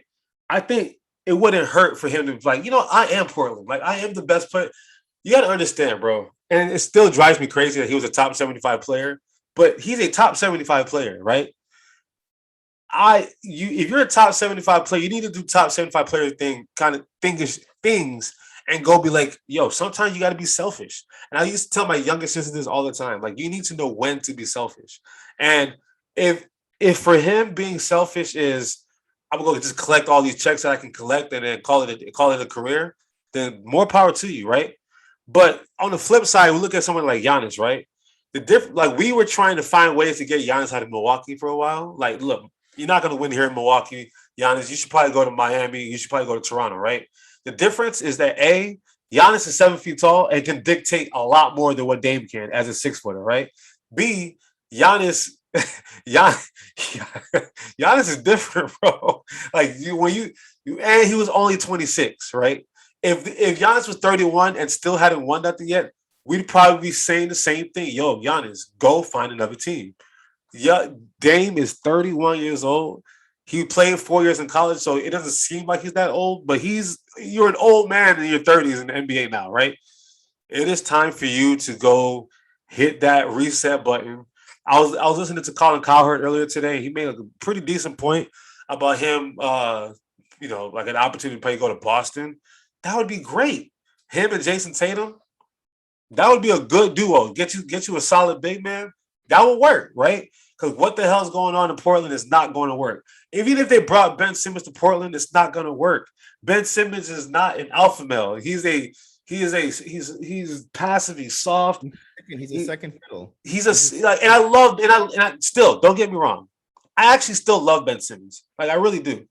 I don't like what we did to him to make him become this way, and I don't like how he responded to the criticism that he got. So, yeah, I can be pissed off with Ben Simmons, but I don't think Ben Simmons going to Portland is going to help Damian Lillard win a championship anytime soon, right? So, to me, the best thing for Damian Lillard to do is to go find you a Batman. Like, no offense, Dame, there's no problem. There's nothing wrong with being Robin. You could be a really, really good Robin to a really, really good to a really decent Batman. Because if Damian Lillard is your Robin, you're probably going to be in the NBA Finals. That's just how I feel. Like, that's why when you bring up, like, people bring up New York. Listen, if Dame if Dame and Julius Randle, like, no offense, Julius Randle, I just don't see that as a winning formula, right? If he went to like I know I'm saying this because it's Philly, but if he did go to Philly or if he did go to Boston, okay, I can see it here. If he went to Miami with Jimmy Butler or something, and that's okay, I can see that, right? So I don't know. There's a path. There's a path. I don't know what the path is financially. I don't know what's on his brain. I also think Dame sees it as like there's only like really 4 contenders to him, and he doesn't fit into any of those profiles. And if he can fit into any of those 4 contenders, then make a fifth. Make a fifth, but like that's because you got Phoenix. Look at Phoenix's roster. If you swap out Damian Lillard and Devin Booker, they'll still be the same exact team. They'll make it to the championship again, right? All you need to do is find you a team that's going to build around you like Phoenix did for Devin Booker. They gave him a Chris Paul to control the offense so that Devin Booker could be off the ball more. They drafted number 1 overall, a very good center who's about to get paid, hopefully, in the coming months. And then they had a very good bench and good veterans around him, right? All he needs is to get him a point guard like a Chris Paul who's going to – because, look, we know Dame is the point. Is like you just said it best. They didn't draft well or put anything around him. That's just what it is. But once again, you're proving my point. We want what's good. We want what we want for Dame. Like, we want that for Dame. But I don't think Dame really wants that. I think Dame is just content.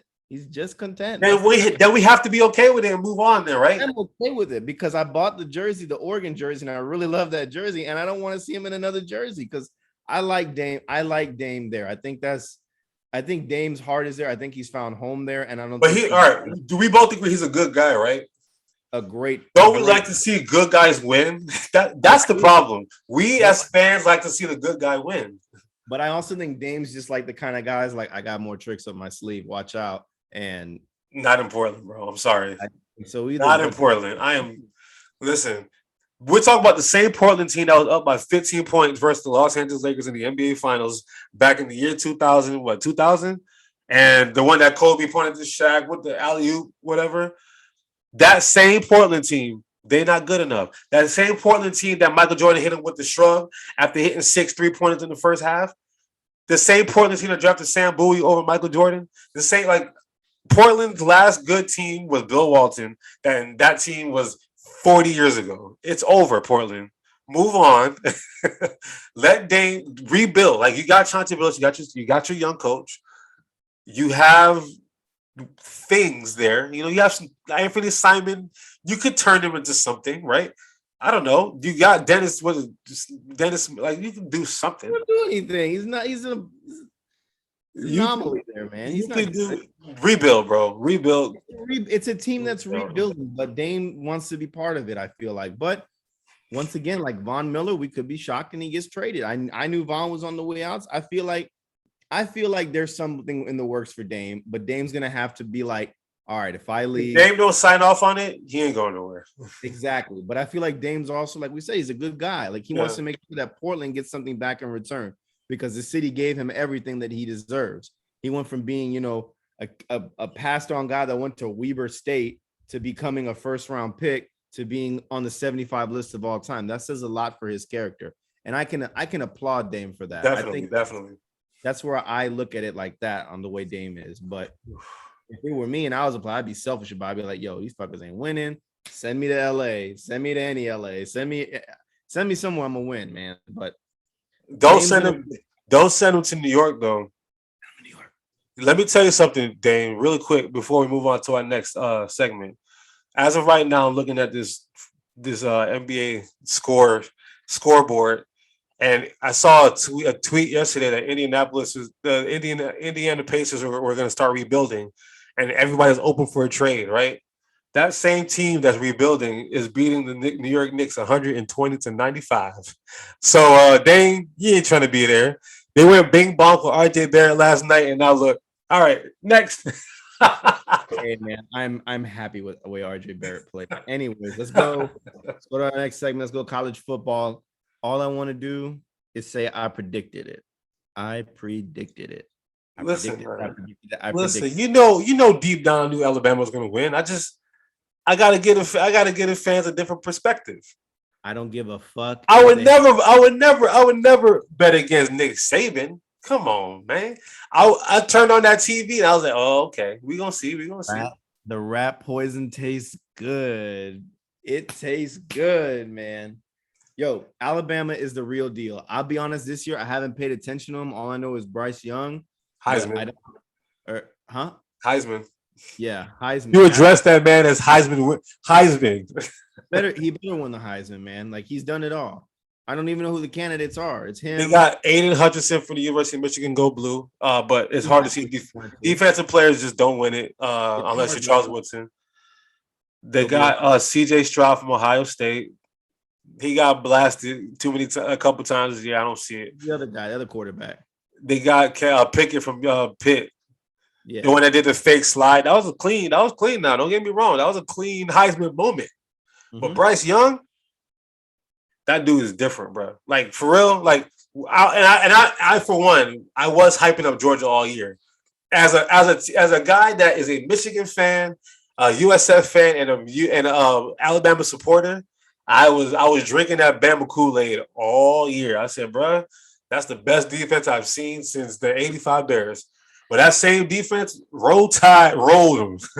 They dropped 30. Bryce Young, bro, sheesh. That dude is different. I truly don't know any of the Bama players this year because I'm usually huh? No, but I said 38. They scored 41 points, but yeah. But I'm usually in tune with the team.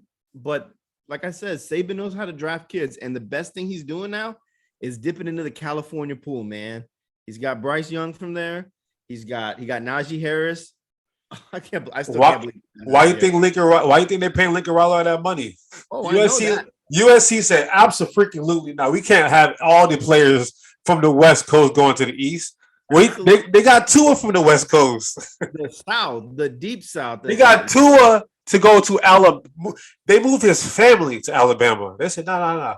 Come on down to Tuscaloosa, Alabama. Child, please. You can't. I don't know how much money they put in their McDonald's bag over there, but damn. I don't either, man. But all I know is that Nick Saban knows how to draft. He gets these kids that, like, he's promising them big things, and they play for this guy. They will play for him. No, Kirby Smart. Kirby Smart is a smart guy. He gets good, recruits. He gets all of that.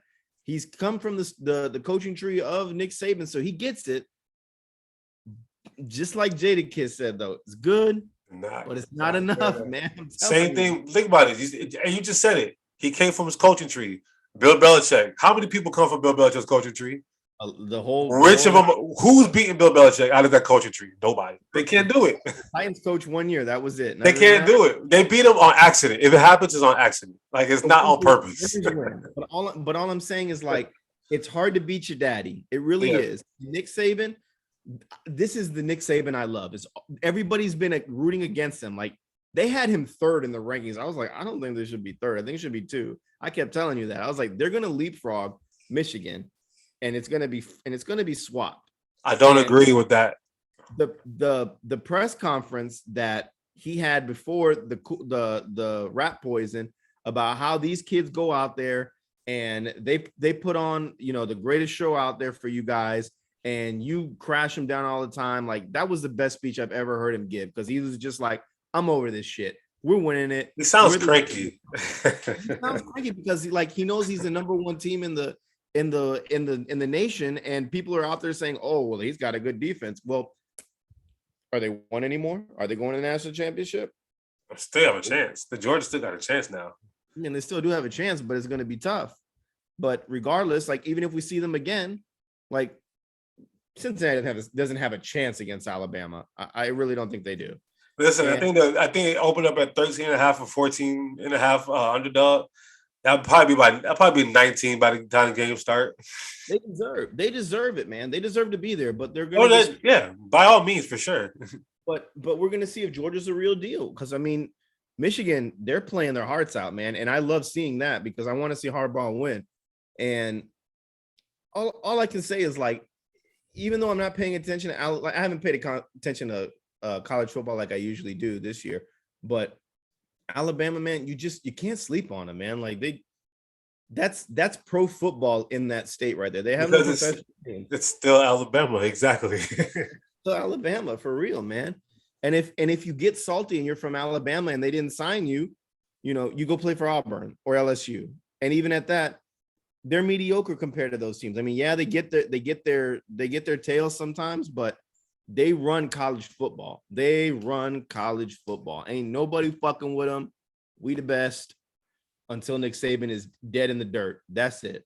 Until Nick Saban is dead in the dirt, ain't nobody fucking with him. And I go back to how I opened the show about Bill Belichick and Nick Saban over this past weekend. The most impressive thing I've seen this weekend was just those two, bro. It's just, bro, I'm watching this Bama Georgia game. And it started off, I was like, oh man, Georgia got this, right? And then once Alabama just woke up, it was a rout from there on. It was a rout. And I'm like, bro, and they lost their best receiver. Well, Jameson Williams is probably their, we'll see. Between Jameson Williams and Mechie, either Mechie's out. Mechie's not going to be able to play in the playoffs. I think he tore his ACL. So that's not good. But the thing about Alabama, one player goes down, the next guy steps up, is also a 5-star recruit. One person go down, the next person come up, he's also a 5-star recruit. They have NFL talent throughout that roster, plain and simple. And so does Georgia. But Alabama humbled Georgia. Like, they really did. Georgia was only giving up 6.9 points a game up until that point. And they gave up 41 points to the damn Crimson Tide. It's insane, okay? Absolutely insane. However, Jim Harbaugh, baby. Okay, so what's your prediction for the national championship game? Jim Harbaugh, baby. Versus Saban? It don't even matter. Yeah, of course, versus Saban. He ain't gonna beat Cincinnati. Look, shout out to Cincinnati. They come from our conference. Go Bulls. They come from the AAC. But come on, man. Come on. Hey, come on, man. Like, no, bro. Bama versus Michigan. Listen. I think it's gonna be if I had to pick, I'm going Alabama, and I want to stick. I'm on the blue train because of you, because of my CEO. Shout outs to my CEO Dan. He's a huge Michigan fan. I'm pretty sure he got in a drunken coma this week and is living his best life. But I'm on that wagon, and I want to see Harbaugh get there. I'd love to see him win. You're picking Alabama to win. I know you are. Oh, yeah, and man. You know me, if against anybody else, I'd pick Alabama to win as well. But come on, man. This is the year. If I hope it is. This is the year. I want to be wrong on that, and I want Michigan to win. I really do. You believe in destiny? I do, but that speech that Saban gave, I'm sorry, the rat poison tastes good. I'm going to write a book about this. Okay. I believe this is the year. I really listen, like we're talking about Detroit. They won that game dedicated to that school shooting. And you remember there was like a football player from that school that passed away trying to save a kid or whatever from dying or whatever. He got shot by that kid. He wore his jersey number in his high school jersey number was 42. And the University of Michigan hung 42 points on Iowa in the Big Ten championship game. 42 points in the Big Ten, 42-3. Domination. We dominated Ohio State. We dominated Iowa. We dominated Michigan State. We just found a way to lose somehow, but we dominated them too. Okay, that was just a little blip in the road. Okay, the University of Michigan. Everyone's counting us out. We underdogs. We 6-point underdogs against Georgia. We're probably gonna be 10-point underdogs against Alabama. And I don't give a flying. You know what? University of Michigan will be national champions. I already got the shirt ready, pressed. And everything. I got the jacket ready. I'm gonna rock that jacket that Rico got me. That I bought from Rico. My bad. Listen. Go blue, baby. Hey man, I want to see it happen, man. College football doesn't really do anything for me. I'm excited about the product that Alabama puts on every year, but I'm also happy to see Michigan spanking Ohio State because that's how it should be. Because you know what makes me happy? Out of all the teams I cheer for, everyone always gets on me. Everyone hates the Eagles. Everyone hates the Sixers. Everyone hates everybody that I like, right? But Michigan, nobody ever gives me a hard time about Michigan. That's the one team I root for that nobody ever bothers me about. They always cheer for me. So I appreciate everybody cheering for me with the University of Michigan. My second favorite player went to Michigan, so I can't be mad at that. Who, Charles? Charles Woodson. Charles Woodson, baby. Hey, go blue, baby. Go blue. Let's wrap up our show, man. Let's wrap it up. Let's do week 14 pick'ems. I put a list together. Let's start Baltimore, Cleveland. Baltimore. No faith in your Super Bowl winning. Fuck out of here. Baltimore, 24-14. Lamar got to play better though. I'm going Lamar is starting to get figured out. He needs to play better. So I'm going Baltimore too. I'm gonna say 21-17. Dallas versus the football team. Oh my God, you had to do this to me, bro. It's a divisional game, and they're riding a wave. What I want football. Looking at all, it's a pretty week for football. Looking at a lot of these games. I want to hear what you guys say about this game because this one. Who do you think, bro? I'm sticking with Dallas only because it's Dallas, and I think they're gonna have a lot of their players back. CeeDee Lamb will be back. Mark Cooper's gonna be back. DeMarcus Lawrence is gonna be back. They may finally realize we need to rest Zeke and stop riding on Zeke too much and let Pollard take some of it. So yeah. I'm gonna take Dallas. That's where I'm going. As much as I want, like Heineke, I really do, but I just think he's just like the D version of Kurt Warner. Bro, stop. Kurt Warner is a Hall of Famer. 27 of 14. Greatest show on turf. Stop it. I'm picking the Cowboys begrudgingly. I don't think I've picked the Cowboys on the show yet. So this will be the week they let me down, obviously. But I'm picking the Cowboys 35 to 14. All right. San Fran, Cincinnati. Two teams battling it to be in the playoffs. We were talking about the 5 to 17 or 6 to 17. You know what? I'm gonna take Cincinnati on this one. I think they got embarrassed last week and they came back and almost came away with it. I don't know. I don't know what's going on with Joe Mixon. I think he's a little banged up, but as long as he's playing, yeah, let me take Cincinnati. They might come out and just surprise everybody, just blow them out. I'll take Cincinnati 27 to 17. I'll go opposite. I'll go San Fran. Please play Debo. Please, I agree. Play Debo. 24-21. Field goal. Robbie Gold. Buffalo and Tampa Bay. The hottest game of the week. I'm taking Buffalo. You can take Buffalo? Taking Buffalo. Yo, they asked those defensive backs over there embarrassed. And from that moment, I said, they pissed off now. They gonna sack the hell out of Tom Brady. Even though, give me Buffalo. It's gonna be a high scoring game though. 38 to 35. The game's in Tampa though, which is scary. But give me Buffalo 38. I think Stephon Diggs has like a 180-yard game though. I think he does. So give me Buffalo. Michael Plus, you'll be happy with my pick. I'm sticking with Tampa on this one, man. I'm sticking with Tampa Bay. I'm going to say another high-scoring game, too. I'm going to say 35 to 34. That's what I'm going to say because they're going to give Brady a little bit of time. Oh, damn. Brady will get the last drive. Oh, that's how I always pick it with the Bucs. Which is crazy because you're probably right on the money, but I'm picking the Buffalo Bills on this one. They need to right the ship eventually. Last one. Divisional game, Rams at Arizona. You said the games are blah. These are tough ass games. These are good ass games. The last. I picked the only good ones in the week. Everybody else. These are good, really good, man. These are really good. Arizona. Where's the game being played at? In Arizona. God. Damn. I'm gonna let you go first.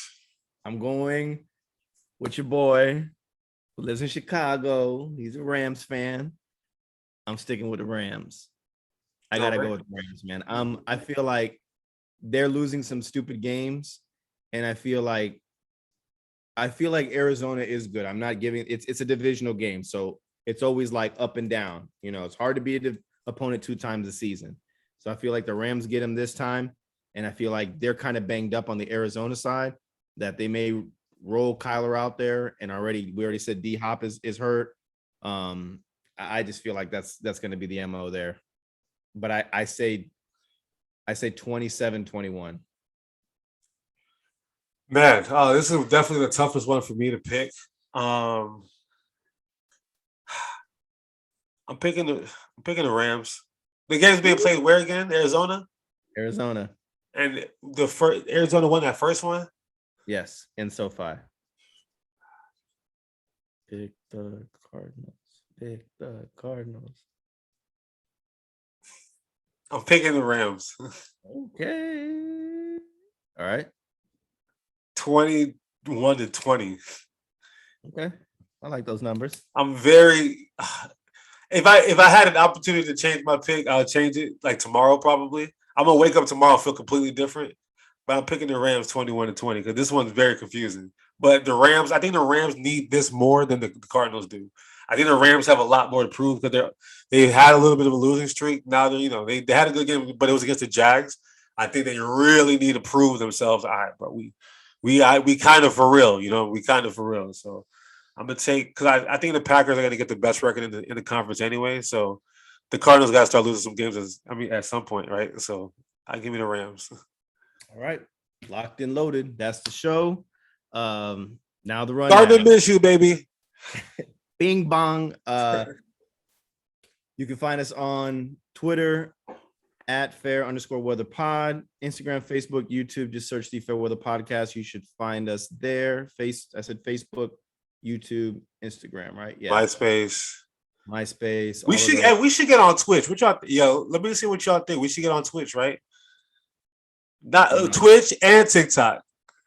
Listen, bro, it's the 22nd century. I said 22nd on purpose. We entering the metaverse, bro. We gotta get with the times.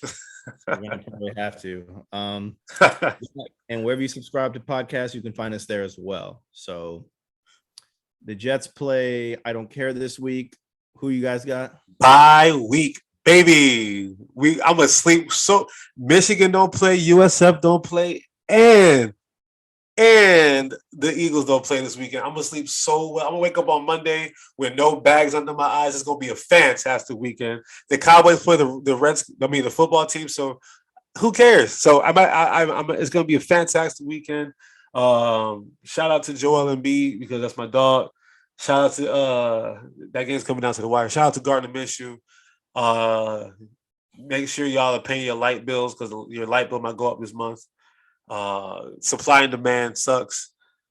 Eggnog does not taste good, and that's it. Bing bong. Bing bong.